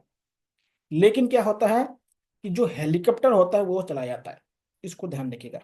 आप लोग देखे होंगे ना, जो वायुयान होता है, या तो लैंडिंग या तो जब टेक ओवर करते हैं तब क्या होता है, अधिकतर क्या होता है, उनमें जो भी ब्लास्ट होता है या जो भी होता है वो होते रहते हैं, लेकिन ऊपर बहुत ही कम होते हैं। ये लैंडिंग करते हुए क्यों आता है? क्योंकि जब भी हम शोभ मंडल में वायुयान तेज गति से आते हैं तो शोभ मंडल में क्या मौसमी गतिविधियां होती है, और उसके घर्षण के कारण क्या होता है, उसमें आग वगैरह लगने की आवश्यकता होती है। या जहाँ पे तूफान वगैरह होता है, साइक्लोन होता है, वहां पे क्या होता है, उनको लैंडिंग के लिए क्या होता है, जो एक अनुकूल परिस्थिति होती है वो नहीं पाई जाती है। आप लोग लगेगा कि अधिकतर जब भी कहीं पे भूकंप वगैरह होता है, भूकंप कह रहा हूँ, ज्वालामुखी, जलवायु में कहीं दिक्कत होती है, तो वह हेलीकॉप्टर क्या होता है, क्रैश हो जाता है। आप लोगों ने बिपिन रावत जी का सुने होंगे कि उनका हेलीकॉप्टर क्रैश हो गया था। तो हेलीकॉप्टर क्या होता है, जहाँ पे मौसम खराब होता है वहां पे हेलीकॉप्टर क्रैश हो जाता है। लेकिन वायुयान इस तरह के क्रैश नहीं होते। वायुयान हमेशा जब वो लैंडिंग करते हैं या जब क्या होता है उड़ते हैं, तभी क्या होता है, उनमें दिक्कतें होती है, नहीं तो नहीं होते, जो शोभ मंडल में होता है। ठीक है, शोभ मंडल के ऊपर समतल मंडल में क्या है, वायुयान चलती है या वहां पे गति करती है, वहां पे क्या आता है, इस तरह से एक्टिविटीज नहीं होती है। पहली बात है। दूसरा है ग्रीन हाउस इफेक्ट। आप लोग जानते हैं, पहाड़ों में रहते होंगे तो आप लोग जानते हैं पॉली हाउस के बारे में। पॉली हाउस ही क्या है, ग्रीन हाउस इफेक्ट का एकदम सही एग्जैक्ट क्या है, एग्जाम्पल है। आप लोग देखे होंगे कि घर जैसा बना जाता है प्लास्टिक के, उसमें चादर लगाई जाती है और उसके अंदर खेती बाड़ी करते हैं। तो इससे क्या होता है, घर के अंदर जो बनाया जाता है घर, वो ज्यादा क्या है, बाहर के तापमान की अपेक्षा क्या होता है, अंदर का जो तापमान होता है ज्यादा क्या होता है, गर्म होता है। इसलिए क्या होता है, वहां पे खेती बाड़ी बढ़िया से की जाती है। तो ग्रीन हाउस इफेक्ट की ओर देखिए, हमारा जो पृथ्वी है, पृथ्वी पे सूर्य का किरण आ रहा है, तो ये जो सूर्य के जो किरण आता है ना, इसका जो तरंग दैर्घ्य होता है जिसको वेवलेंथ कहते हैं, ये क्या होता है, इस वेवलेंथ बड़ी वेवलेंथ होती है, इसकी लंबाई क्या होती है, ज्यादा होती है।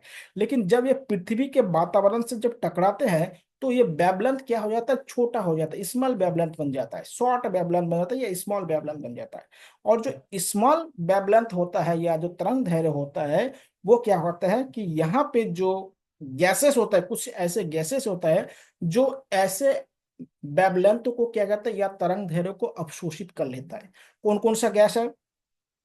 कार्बन डाइऑक्साइड, मैथेन, CFC, उसके बाद क्या है आपका जल वाष्प। ये ऐसे कुछ गैसेस है जो क्या होता है, जो छोटी तरंग दैर्घ्य वाला जो लाइट के कण होते हैं उनको एब्जॉर्ब कर लेता है। इसलिए देखिए, आप लोगों ने सुना होगा, जैसे जैसे हमारे वातावरण में कार्बन डाइऑक्साइड, मैथेन, CFC, जिसको क्लोरोफ्लोरोकार्बन कहते हैं, और जल वाष्प की मात्रा बढ़, देखिए जल वाष्प का मतलब जल वाष्प अलग होता है, बादल अलग होते हैं। दोनों चीज अलग अलग है, जल वाष्प अलग होते हैं, बादल अलग होते हैं। तो जब ये क्या होता है, इन कणों को आपस में एब्जॉर्ब कर लेता है, तो और इन कणों में क्या होता है, हीट होता है, और जिससे क्या होता है, पृथ्वी के जो वातावरण है वो गर्म हो जा रहा है। और पृथ्वी के वातावरण अगर गर्म हो जा रहा है तो उससे क्या होता है कि पृथ्वी का जो एवरेज टेम्परेचर है वो वृद्धि होती जा रही है। और पृथ्वी का अगर एवरेज टेम्परेचर बढ़ेगा तो हमारे जितने भी ग्लेशियर है पृथ्वी पर वो ग्लेशियर मेल्ट होगा, और मेल्ट होगा तो उससे सी लेवल क्या होगा, हाई हो जाएगा। और सी लेवल हाई होगा तो जो कोस्टल एरिया पे जितने लोग रहते होंगे वो सब क्या होगा, विस्थापित करना पड़ेगा। तो इसलिए ग्रीन हाउस इफेक्ट भी क्या है, बहुत खतरनाक है। और ग्रीन हाउस इफेक्ट में क्या है, कार्बन डाइऑक्साइड सबसे इंपॉर्टेंट है।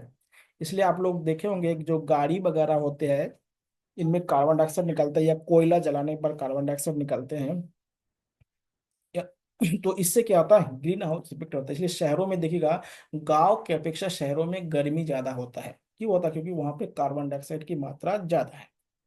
मैथन देखिए, अभी आप लोगों ने सुना होगा उत्तराखंड में जो तराई बेल्ट में धान की एक किस्म होती है जो अभी गर्मी में लगाया जाता है, उसको लगाने के लिए बैन किया जा रहा है। क्यों किया जाता है, क्योंकि जो दलदली भूमि होता है, धान के खेत होते हैं, उसमें मीथेन गैस ज्यादा निकलते हैं। अब गर्मी के समय में किसी धान के खेत के बगल में जाइएगा, देखिए कि बहुत ज्यादा गर्मी निकलता है। वो गर्मी क्या है, मैथेन गैस है।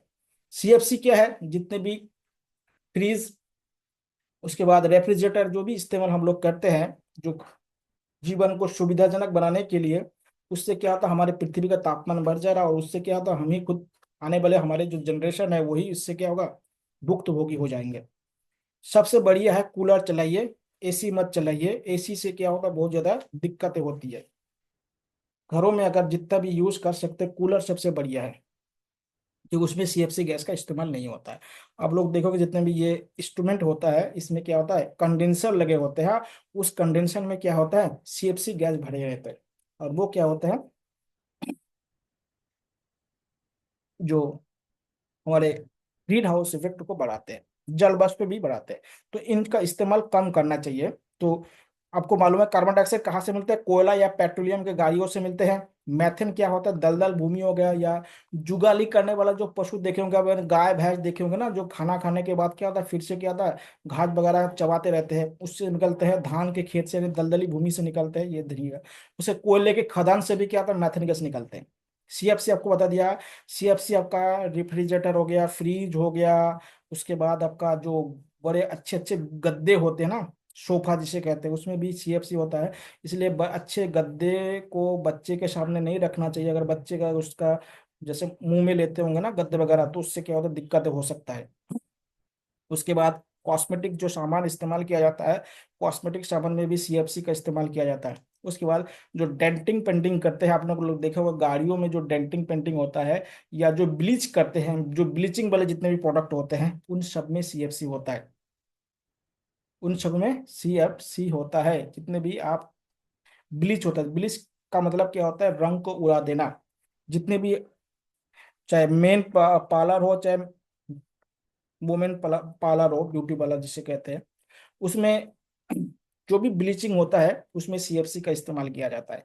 सीएफसी का एक अच्छा गुण होता है कि वो क्या होता है, किसी भी पदार्थ के रंग को क्या होता है, रंगहीन कर देता है, कलरलेस कर देता है। कलरलेस का मतलब क्या होता है, ब्लीचिंग कहता है। ब्लीचिंग का मतलब क्या होता है, कलरलेस।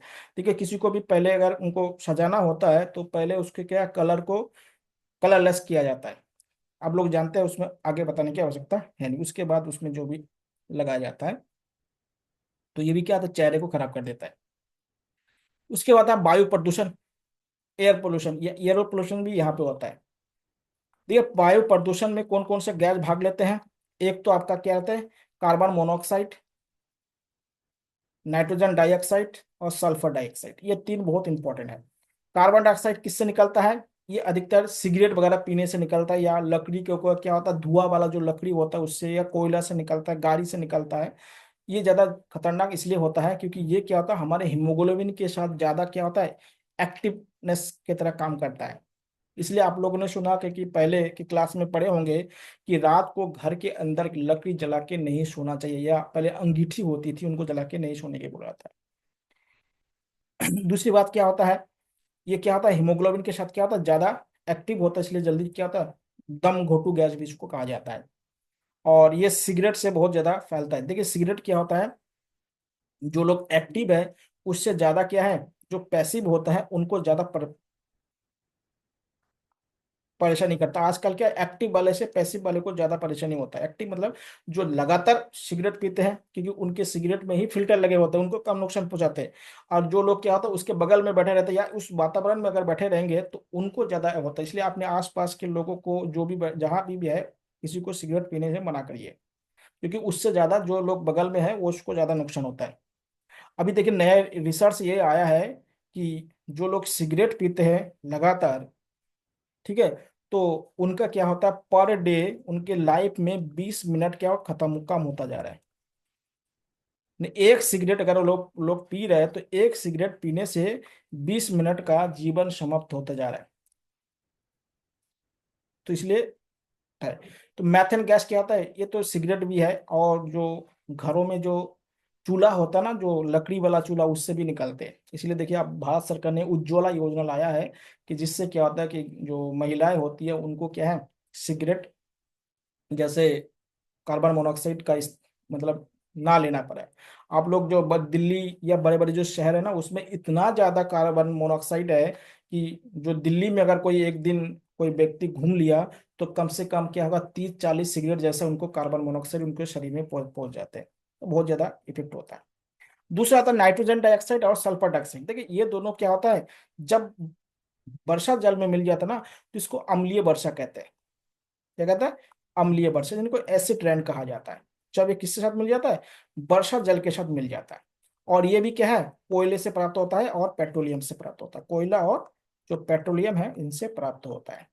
आप लोगों ने देखा होगा कि आगरा में जो ताजमहल है ना, और आगरा के नजदीक एक क्या है मथुरा है, वहां पे क्या है एक ऑयल रिफाइनरी है। तो पहले क्या था, उसमें पेट्रोलियम का जो शोधन होते थे कोयले से की जाती, उसमें बॉयलर को जलाने के लिए। आजकल उसमें बैन कर दिया, क्योंकि इससे जो अम्लीय वर्षा होता है वो क्या था, ताजमहल के रंग को खराब कर दे रहा था।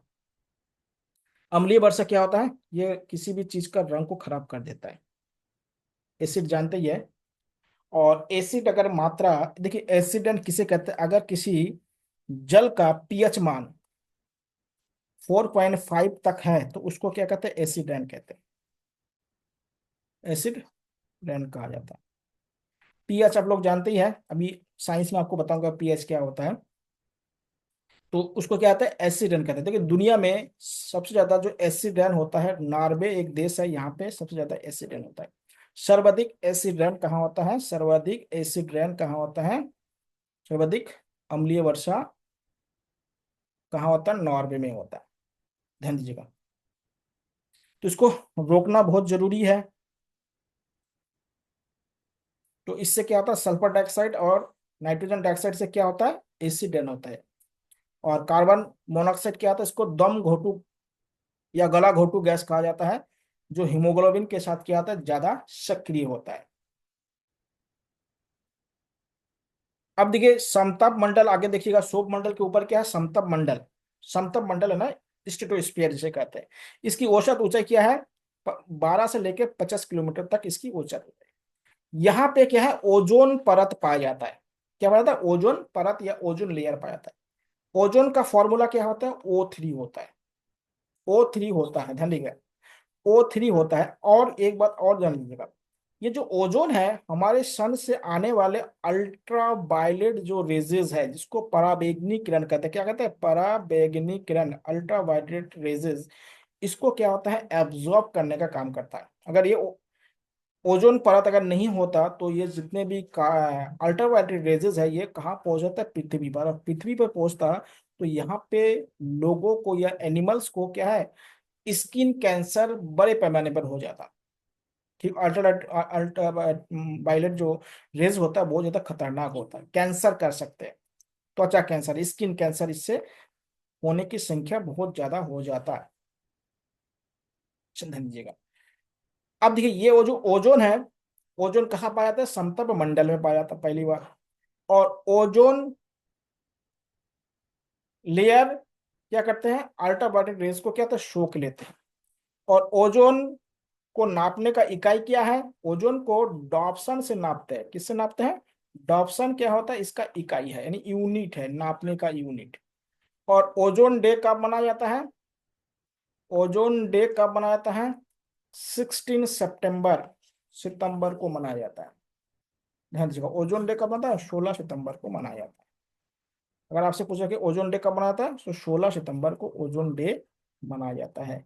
ओजोन परत कहाँ पाया जाता है? समताप। इसका काम क्या है? अल्ट्रावायलेट रेजेस को सोखना, यानी उसको खत्म कर देना। आप लोग सुने होंगे कि ओजोन जो लेयर है उसमें छेद वगैरह हो गया। छेद होने से क्या होगा कि जो अल्ट्रावायलेट रेजेस है वो डायरेक्ट पृथ्वी पर आएगा। और इसी मंडल पे क्या है, वायुयान चलाया जाता है, आपको बताया था, वायुयान चलाया जाता है। वायुयान क्या होता है? इसी में ही चला जाता है, क्योंकि सौर मंडल में वायुयान नहीं चलाया जा सकता है। क्यों नहीं चला सकता? क्योंकि उसमें मौसमीय गतिविधि होती है, इसलिए नहीं चलाया जा सकता है। समझ में आ गया होगा। अगला है मध्य मंडल, जिसको मेसोस्फीयर कहते हैं। जहां पे समझ में नहीं आएगा आप लोग पूछते रहिएगा। देखिए जो मध्य मंडल है, इसकी जो एवरेज ऊंचाई क्या है, 50 से 80 किलोमीटर इसकी ऊंचाई है। और यहाँ पे क्या होता है, जो आपको बताया था, जितने भी उल्का पिंड वगैरह आते हैं, सभी जो उल्का पिंड होता है जिसको कॉमेट्स कहते हैं, उल्का पिंड, यहाँ पे आके क्या होता है, जल जाता है। जो नहीं जलता है वो पृथ्वी पे आता है, जिसको हम बिजली गिरना कहते हैं। पृथ्वी पर जो आता है उसको क्या कहते हैं? बिजली गिरना कहते हैं। इसको ध्यान रखिए। तो मध्य मंडल का विशेषता क्या है, यहाँ पे जितने भी उल्का वगैरह आते हैं, कॉमेट्स आते हैं, वो जल जाता है। क्या हो जाता है? जल जाता है, यानी डिस्ट्रॉय हो जाता है। जो नहीं जल पाता है वो पृथ्वी पर पहुंचता है, और पृथ्वी पर जब पहुंचता है तो उसे बिजली गिरना कहते हैं। उसके बाद क्या है, ताप मंडल या आयन मंडल कहते हैं इसको, या आयनोस्फीयर कहा जाता है। देखिए यहाँ पे रेडियो तरंगे पाई जाती है। क्या पाई जाती है? रेडियो तरंग, यानी रेडियो वेव्स पाए जाते हैं। और इन्हीं रेडियो वेव से कारण क्या होता है, हम सैटेलाइट का इस्तेमाल करते हैं। जितने भी सैटेलाइट है, देखिए चित्र भी बना हुआ है उल्का का, या वायुयान का बना हुआ है, या हेलीकॉप्टर का बना हुआ है, सब बने हुए हैं। आप लोग इसको थोड़ा ध्यान दीजिएगा। देख जब ध्यान देते हैं ना, देखिए क्या होता है, फोकस की आवश्यकता होती है। सभी लोग पढ़ते हैं लेकिन कुछ लोग सेलेक्ट होता है, बाकी सेलेक्ट क्यों नहीं होता? थोड़ा फोकस करेंगे तो बहुत कुछ क्या होता है, सीखने को मिलेगा। फोकस करने की आवश्यकता है। देखिएगा जो आयन मंडल में क्या होता है, रेडियो तरंग पाई जाती है, और यहाँ पे जितने भी हमारे सैटेलाइट वगैरह होता है उसको क्या होता है, स्थापित किया जाता है। आप लोगों ने देखा होगा, हम लोग मोबाइल से बातें करते हैं, तो मोबाइल से जो बातें करते हैं ना, कैसे बातें करते हैं? देखिए कैसे होता है। मान लेते हैं ये हमने मोबाइल, हमारे पास यहाँ पे एक मोबाइल है, हमें बात करना है, यहाँ पे एक बैठे हुए व्यक्ति से बात करना है। क्या हम डायरेक्ट ऐसे बात करते हैं? नहीं करते। ऐसे कुछ नहीं होता है। तरंगे ऐसे नहीं चलती है। तो क्या करना पड़ेगा, जब भी हम यहाँ पे फोन लगाने की कोशिश करेंगे तो यहाँ पे एक टावर लगे हुए हैं, तो हमारे सिग्नल कहाँ जाएंगे, इस टावर में जाएगा। टावर में जाके ये टावर इस सिग्नल को कहाँ भेजेगा, इस सैटेलाइट के पास भेजेगा। और ये सैटेलाइट क्या होगा कि इस फोन के नजदीक में जो टावर लगे होंगे उस टावर में आपका क्या होता है, सिग्नल भेजेगा। फिर ये सिग्नल क्या होता है, इस मोबाइल फोन को भेजेगा। देखिए ऐसे काम करता है हमारे जो जो भी नॉर्मल फोन हम इस्तेमाल करते हैं, उन फोनों में या जितने भी संचार के साधन है, संचार का मतलब केवल फोन नहीं है, टीवी वगैरह जो आजकल हम इस्तेमाल करते हैं, रेडियो वगैरह होता है, ये इसको संचार के साधन कहते हैं। इन सब में इस तरह से कार्य होता है कि उसमें टावर लगे होते हैं, उसमें अलग अलग फ्रीक्वेंसी होता है, उसके आधार पर क्या होता है, वो लगते हैं। ध्यान दीजिएगा। अब देखिए आप लोग सुने होंगे कि बहुत सारे फोन टैपिंग होता है, या जो हम लोग बातचीत करते हैं। देखिए इस सैटेलाइट के कमांड जिस देश के पास होगा, वो देश किसी भी व्यक्ति के फोन नंबर को टैप कर सकता है। जैसे हम लोग बात करते हैं, दो फोन बात कर रहे हैं, जो भी कर रहे हैं, क्योंकि अगर व्हाट्सएप का इस्तेमाल करते हैं, फेसबुक का इस्तेमाल करते हैं, ट्विटर का इस्तेमाल करते हैं, उसके मालिक कहाँ बैठे हैं, अमेरिका में बैठे हुए हैं। अगर अमेरिका के जो मालिक बैठे हैं वो चाहे तो किसी भी व्यक्ति के ट्विटर हैंडल वगैरह वगैरह जो भी कुछ है सब कुछ चेक कर सकता है। इसको फोन टेपिंग कहा जाता है। इसको क्या कहता है, इसको फोन टेपिंग कहा जाता है, कि कोई भी जो सैटेलाइट पर जिसका कमांड होगा, वो क्या होता है, हर सूचना को अपने पास स्टोर कर सकते हैं। इसलिए आप लोग देखेंगे बहुत टाइम फोन टैपिंग की घटना बहुत ज्यादा होता है, या डेटा चोरी करने का घटना बहुत ज्यादा होता है, या डेटा शेयरिंग का होता है। तो ये नहीं होना चाहिए, जो निजता के अधिकार का उल्लंघन होता है, जो बहुत ही जो क्रिमिनल केस में इस्तेमाल करते हैं, बहुत से लोग देखेंगे जो क्रिमिनल केस होता है उसमें फोन टैपिंग वगैरह होता है, या फोन के डाटा को क्या होता है रिकवरी की जाती है। तो ये तो नॉर्मल फोन वगैरह जो होता है उसकी बात बोल रहा हूँ। ठीक है, जो आर्मी के पास होता है या जो सुरक्षा एजेंसियों के पास होता है ना, उनका जो फोन होता है उसको सैटेलाइट फोन कहते हैं। उनका फोन क्या होता है, डायरेक्ट सैटेलाइट से जुड़े होते हैं। उनके फोन को, देखिए इस फोन को टैप वही लोग कर सकते हैं जिनका क्या होता है, सैटेलाइट पे कमांड होगा। और जो सामान्य फोन होगा ना, वो दो व्यक्ति कर सकता है। एक तो क्या सैटेलाइट से जुड़े जो व्यक्ति कर सकता है, और जिनके पास टावर होगा वो व्यक्ति भी कर सकता है। टावर के मतलब एक्सेस जिनको मिला हुआ है। और जो सैटेलाइट फोन होता है वो डायरेक्ट क्या होता है, जिनके पास ये सिस्टम होता है। और ये अधिकतर क्या होता है, जो सुरक्षा संबंधित चीज होता है उसके पास सैटेलाइट फोन होता है, जो डायरेक्ट सैटेलाइट से इस्तेमाल। देखिए अगर सैटेलाइट जो फोन होता है, उस फोन को अगर हमें इंडिया से अगर पाकिस्तान में फोन करना होगा तो इंडिया के कोई टावर उसको क्या नहीं कर सकते, डिटेक्ट नहीं कर सकते। केवल सैटेलाइट के माध्यम से उसको डिटेक्ट किया जा सकता है। ये अधिकतर आर्मियों या जो आतंकवादी वगैरह होता है वो लोग ज्यादा यूज करते हैं। इसको ध्यान रखिए। तो यहाँ पे क्या है, संचार संबंधित जितने भी गतिविधियां होती है, अगर समझ लीजिएगा अगर ये आयनोस्फीयर नहीं होता तो आज हम फोन भी इस्तेमाल नहीं कर पाते। हम मोबाइल फोन हो गया, रेडियो हो गया, टीवी हो गया, या जितने भी इस तरह के जो संचार के साधन है वो कुछ भी यूज नहीं कर सकते। तो कितना ज्यादा इंपॉर्टेंट है आयन मंडल। तो आयन मंडल में क्या होता है, यहाँ पे रेडियो तरंगे बनता है, और इसी कारण क्या होता है, हम लोग संचार के साधन का क्या होता है, इस्तेमाल कर सकते हैं। संचार के साधन का इस्तेमाल कर सकते हैं। अगला है जो लास्ट लेयर है उसे कहते हैं बाह्यमंडल या एक्सोस्फीयर। देखिए जो बाह्यमंडल होता है इसके बाद क्या होता है, यहाँ पे अंतरिक्ष शुरू हो जाता है, जिसको स्पेस कहा जाता है। अंतरिक्ष की शुरुआत कहाँ से होती है, बाह्यमंडल से शुरू हो जाती है। ये सबसे लास्ट मंडल है। यहाँ से क्या शुरू हो जाता है, अंतरिक्ष। अंतरिक्ष अगर आपको बोला था पृथ्वी को अगर देखें तो पृथ्वी कैसे दिखाई देगा, काला दिखाई देगा। और अंतरिक्ष में क्या नहीं है, अंतरिक्ष में ग्रेविटी नहीं है। अंतरिक्ष में क्या नहीं है, वायुमंडल नहीं है। ध्यान दीजिएगा, अंतरिक्ष में वायुमंडल नहीं है, तो वहां पे अंतरिक्ष में कोई भी वस्तु को अगर ले जाएंगे तो वो सड़ेगा नहीं। तो बताए क्यों नहीं सड़ेगा, क्योंकि वहां पे क्या नहीं है, बैक्टीरिया नहीं है। भाई सड़ता क्यों है, बैक्टीरिया और जो कवक होता है उसी कारण सड़ता है। यानी जो फंगी होता है और जो आपका बैक्टीरिया होता है वो किसी चीज को सराते हैं। अगर अंतरिक्ष में लेके किसी बॉडी को अगर छोड़ देंगे, वो रोटेट तो करेगा लेकिन क्या नहीं कर सकता, उसमें किसी भी प्रकार के उसमें विघटन नहीं होगा। क्या नहीं होगा, विघटन नहीं होगा, डिस्ट्रॉय नहीं होता है। तो अंतरिक्ष में से अगर पृथ्वी को अगर देखेंगे तो कैसे दिखाई देगा, काला दिखाई देगा। और अंतरिक्ष में ग्रेविटी नहीं होता है, और यहाँ पे क्या नहीं होता, वायुमंडल भी नहीं होता है। और इस क्षेत्र को क्या कहते हैं हम, इस क्षेत्रों को हम अंतरिक्ष कहा जाता है। अभी आप लोगों ने सुना कि भारत सरकार क्या है, एक गगनयान मिशन भेजने वाला है, जिसके माध्यम से क्या होगा, रिसर्च करेंगे अंतरिक्ष में। तो गगनयान कहाँ पे स्थापित किया जाएगा, अंतरिक्ष में स्थापित किया जाएगा। मतलब बाह्यमंडल के ऊपर स्थापित किया जाएगा, जिससे जो आकाशीय बॉडी है उनका अध्ययन करेंगे। एक बात और देखिएगा, देखिए जो सौर मंडल है, सौर मंडल में अगर ऊपर जाते हैं ना तो टेम्परेचर में कमी आ जाता है। सौर मंडल के ऊपर जब जाते हैं तो 165 मीटर अगर हम ऊपर जाएंगे तो 1 डिग्री टेम्परेचर में क्या होता है, कमी हो जाता है। इसलिए ऊपर जाने पर क्या होता है, टेम्परेचर में कमी हो जाती है। इसलिए आप लोगों को देखेंगे ऊपर जाने पर बादल धीरे धीरे क्या होता है, जम जाता है। ये बादल आप लोग नीचे दिखते ना, हवा जैसा, ये ऊपर जाके ठोस बन जाता है तभी बारिश होता है। इसलिए बादल जब टकराते हैं तो बहुत सारी आवाजें होती है, क्यों होती है, कि ऊपर जाके ये सॉलिड बन जाते हैं। ऊपर जाके क्या होता है, क्योंकि ऊपर जाने पर टेम्परेचर डिक्रीज होता है, इसलिए क्या होता है, धीरे धीरे वो सॉलिड बन जाते हैं। तो ये हो गया आपके वायुमंडल। वायुमंडल से कोई भी क्वेश्चन है आप लोग तो आप लोग पूछ सकते हैं बिना देरी से।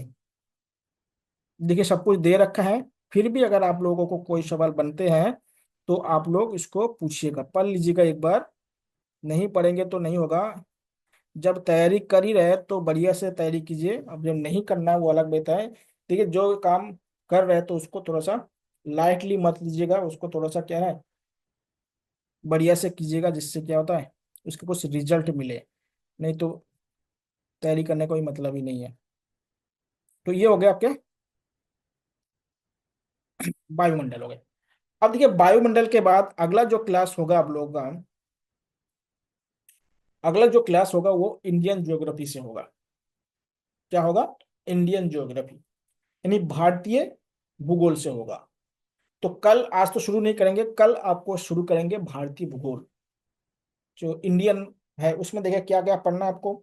भारत में भूगोल की, भारत की जो लोकेशन कहाँ कहाँ है, उसके बाद भारत में भौगोलिक विस्तार क्या है, नदियाँ, पर्वत, पठार, मरुस्थल, झीलें, यहाँ पे बहुत सारे बांध बनाए गए हैं, वो बांध, डैम, ये सारी चीज आपको पढ़ना है। मिट्टियाँ पढ़ने हैं, सॉइल पढ़ना है, फिर वनस्पतियाँ पढ़ना है कि कहाँ कहाँ पे किस तरह के क्या होता है, वन पाए जाते हैं। तो ये सारी चीज आपको पढ़ना है। वो कहाँ कब होगा? नेक्स्ट क्लास में होगा। अब आप लोगों के पास अगर कोई क्वेश्चन है तो आप लोग पूछ सकते हैं। कोई भी क्वेश्चन है तो आप लोग पूछिए। सर एक बार शो मंडल को फिर से समझा देखिए दीजिए। शोभ मंडल, समझिए, फिर से समझिए। ये जो नीचे पृथ्वी के सबसे नजदीक जो मंडल है ना, या जो लेयर है, उसको शोभ मंडल कहते हैं, पृथ्वी के सबसे नजदीक वाला। ये जो मंडल है या ये जो स्पेयर है, इसमें क्या होता है, तीन घटना यहाँ पे घटित होता है।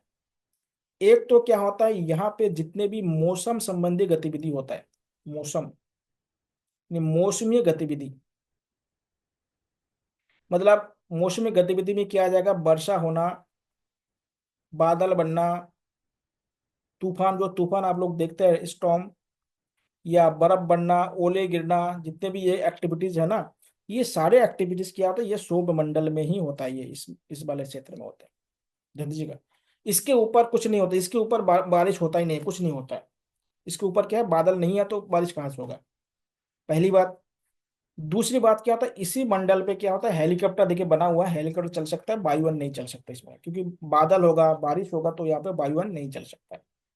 दूसरी क्या होता है, यहाँ पे क्या होता है, ग्रीन हाउस इफेक्ट होता है, ग्रीन हाउस इफेक्ट, जिसको आप कहते हैं कि हमारे पृथ्वी में जो गर्मी पैदा हो रहा है या गर्मी बनाए रखता है पृथ्वी को, वो क्या होता है, यहाँ इसी मंडल में पाया जाता है। इसके ऊपर क्या होता है, ऐसे गर्मियां नहीं होता है। अगर आपको बता कि अगर हमारे पृथ्वी का इस समय जो औसत तापमान कितना है, औसत तापमान इस समय 15 डिग्री है। अगर ये ग्रीन हाउस इफेक्ट अगर नहीं होता तो कितना हो जाता औसत तापमान, -18 डिग्री सेल्सियस हो जाता, समझ लीजिएगा।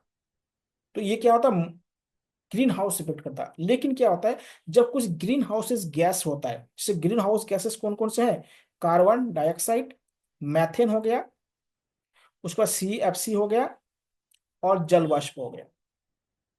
ये क्या होता है, ग्रीन हाउस गैसेस की मात्रा जब ये बढ़ जाता है ना, इनकी संख्या जब बढ़ जाती है, तो ये जो सूर्य से आने वाले जो तरंगदैर्घ्य है, उसको अपने पास में एब्जॉर्ब कर लेते हैं, यानी सोख लेता है।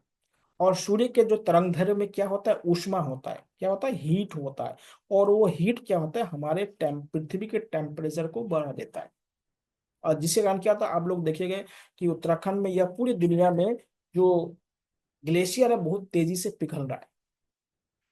आप लोग देखिए उत्तराखंड में क्वेश्चन भी पूछा गया, क्या उत्तराखंड के जो ग्लेशियर है वो तेजी से पिघल रहा है या कम पिघल रहा है, वो तेजी से पिघल रहा है। अभी आप लोगों ने अगर न्यूज में सुना होगा तो पहली बार उत्तराखंड में एक पर्वत है, ओम पर्वत, सुने होगा आप लोगों ने। उस ओम पर्वत में क्या है, बर्फ से क्या तो ओम जैसा स्थलाकृति बनता है, इस बार वो पूरी तरह से पिघल गया था। इसका और क्या उदाहरण आपको दिया जाए, बढ़िया उदाहरण है। अगर आपसे कोई पूछे तो पूछ बोलिएगा कि इस बार ओम जो पर्वत है उसमें ओम ही गायब हो गया। क्यों गायब हो गया, क्योंकि इतना ज्यादा हीट बढ़ रहा है। अगर ऐसे हीट बढ़ती जाए तो हमारे पृथ्वी का टेम्परेचर बढ़ते जाएंगे, और जितने भी ये ग्लेशियर वो मेल्ट हो जाएंगे, तो हमारे नदी खत्म हो जाएगा। जितने भी एवरग्रीन रिवर्स हैं, जो हिमालय से जो रिवर बहती है, वो सब रिवर रिवर खत्म हो जाएगा। रिवर में अगर पानी नहीं होंगे तो यहाँ पे एग्रीकल्चर का क्या होगा, दिक्कत होने लगेंगे। रिवर खत्म हो जाएंगे तो क्या होगा, इससे जो मेल्ट हो जाएगा बर्फ, और क्या होता है, जो समुद्र का जो जल स्तर है वो बढ़ जाएगा। और समुद्र का जलस्तर बढ़ेगा तो जो तटवर्ती क्षेत्र है वहां पे लोगों का रहना दिक्कत होने लगेगी। तो ये सारी घटनाएं हो सकता है। इसलिए क्या होता है, इसलिए तो बोला जाता है कि पेड़ पौधे को ज्यादा लगाओ, सीएनजी गाड़ी चलाओ, बिजली का अब देखिए उत्तराखंड में सौर ऊर्जा को लाने के लिए क्या होता है, हर घर में जाके सौर ऊर्जा लगाया जा रहा है। क्यों लगाया जा रहा है? या इलेक्ट्रिक वाहन क्यों चलाने के लिए होता है? कूलर को चलाइए, एसी को बंद कीजिए, पेड़ पौधे ज्यादा लगाइए। क्यों करते हैं? क्योंकि इससे ग्रीन हाउस जो गैसेस है वो कम होगा। तो कम होगा तो पृथ्वी का टेम्परेचर कम होगा, तो ये घटनाएं नहीं होगी। अगर ऐसे होंगे, पता है आप डेवलपमेंट करेंगे लेकिन अपने आने वाले पीढ़ी के लिए आप क्या रख के जाएंगे, ये अगर लोग सोचने लगेंगे तभी क्या होगा, ये सब चीज हो सकता है। अब लोग सोचते हैं कि अपना ही जी लेते हैं, अगले पीढ़ी पे देखा जाएगा, जी लेंगे कैसे भी। ये दूसरी घटना होगा। तीसरी घटना क्या होता है, जितनी भी वायु प्रदूषण का घटनाएं होती है, वायु प्रदूषण यानी एयर पोल्यूशन, वो भी घटना क्या होता है, यहीं पे पाया जाता है। इसके ऊपर वायु प्रदूषण नहीं होता क्योंकि उसके ऊपर एटमॉस्फेयर कमजोर हो जाता है, तो वायु प्रदूषण होता है। वायु प्रदूषण के लिए कौन सा गैस जिम्मेदार होता है? एक तो कार्बन मोनोऑक्साइड, एक है नाइट्रोजन डाइऑक्साइड और एक है सल्फर डाइऑक्साइड। इन दोनों मिलकर क्या बनाते हैं? अम्लीय वर्षा बनाते हैं। अम्लीय वर्षा कब कहा जाएंगे? जब वर्षा के जल का जो पीएच मान अगर 4.5 से अगर कम हो जाए तो उसको क्या कहेंगे? अम्लीय वर्षा। और नॉर्वे में क्या होता है, सबसे ज्यादा अम्लीय वर्षा होती है। क्या होता है? अम्लीय। और अम्लीय वर्षा अगर ज्यादा होने लगेंगे तो एनिमल्स और जितने भी ये संगमरमर के जितने भी बने होते हैं बिल्डिंग, वो सब खराब हो जाएंगे, फपूले पड़ जाएंगे, सब होंगे। तो अगर किसी को दुश्मनी है तो किसी के घर में संगमरमर है ना, उनके ऊपर नींबू छिड़क दीजिएगा, वो टाइल्स खराब हो जाएगा।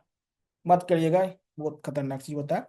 तो एसिड क्या होता है, संगमरमर को खराब कर देते हैं। तो इसको ध्यान देंगे। तो ऐसी इससे स्किन कैंसर भी हो सकता है। अगर पीएच अगर धीरे धीरे कम हो जाएंगे तो क्या होगा, जलीय जीव धीरे धीरे डिस्ट्रॉय हो सकता है, खत्म हो सकते हैं।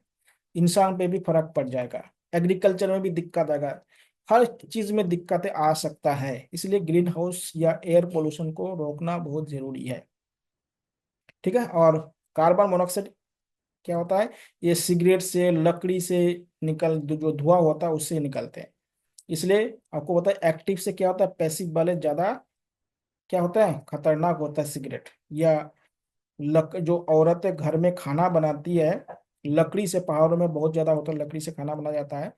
तो अगर 2 घंटा अगर कोई महिला या कोई भी व्यक्ति अगर खाना बनाते हैं इस लकड़ी से, तो लगभग 400 सिगरेट में जितने कार्बन मोनोऑक्साइड होता है उस उतने बराबर क्या होता है उस महिला के शरीर में या उस व्यक्ति के शरीर में पहुंचता है। तो इसलिए क्या है, उज्ज्वला योजना लाया है कि ऐसे ना हो। ठीक है। तो ये हाँ, और शोभ मंडल में क्या, ऊंचाई पे जाने पर 165 मीटर अगर ऊपर में जाएंगे तो 1 डिग्री सेल्सियस तापमान में क्या होगा, कमी होगी। और बताइए, और क्या पूछना है? और कोई क्वेश्चन?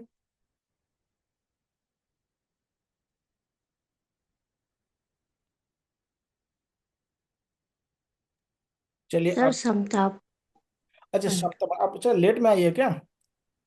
ठीक है। नहीं नहीं, समता, मैं तो अभी थी। अच्छा आगे देखिए, समताप मंडल क्या होता है, ये यहाँ पे 2 लेयर होता है, एक ओजोन लेयर होता है, एक समताप मंडल होता है, लाइन होता है। जो ओजोन लेयर होता है, ओजोन परत जिसे ओजोन लेयर कहते हैं, यहाँ पे ओजोन गैस पाया जाता है। ये क्या होता है, ओजोन गैस। जो सूर्य से आने वाले पराबैंगनी जो किरणें होती है, इसको क्या होता है, रोकने का काम करते हैं, इसको सोख लेता है। या अल्ट्रावायलेट रेज जो आता है कि नहीं, तो ये अगर हमारे पृथ्वी पर आ जाएंगे तो जीव जंतुओं के लिए क्या होगा, हानिकारक होता है ये गैस। इसलिए क्या होता है, ये इसका इंपॉर्टेंट बहुत है। और यहीं पे क्या होता है, वायुयान चलाया जाता है। ओजोन दिवस कब माना जाता है? 16 सितंबर को। नापते किससे है? डबसन से नापते हैं ओजोन को। ओजोन जरूरी क्यों है? क्योंकि अल्ट्रावायलेट रेजेस को सोखता है, नहीं तो पृथ्वी पर आ जाएगा और क्या होगा, स्किन कैंसर होने की संभावना बढ़ जाएगा।